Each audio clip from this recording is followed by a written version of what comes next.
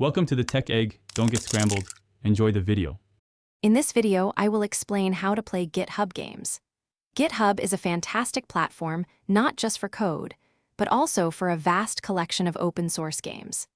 These projects range from simple puzzles to complex adventures, all created and maintained by a global community of developers.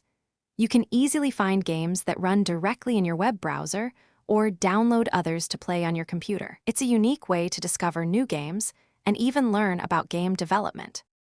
Finding games on GitHub is quite straightforward. Begin by using the search bar at the top of the GitHub website.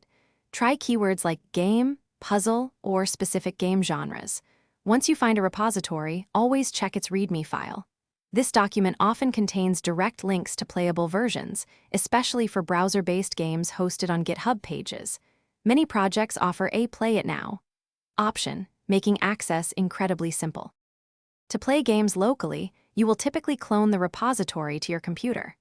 The project's README file will provide essential setup instructions, detailing any necessary tools like Node.js, Python, or specific game engines. Beyond playing, you can also contribute to these open-source projects. This might involve fixing a small bug, suggesting new features, or even enhancing the game's documentation. It's a great way to engage with the developer community. GitHub hosts a diverse array of games. You can find numerous clones of classic arcade titles, such as Snake or Tetris, often with customizable features. Puzzle enthusiasts might enjoy games like Hextris, while those who prefer strategy can explore various tower defense projects.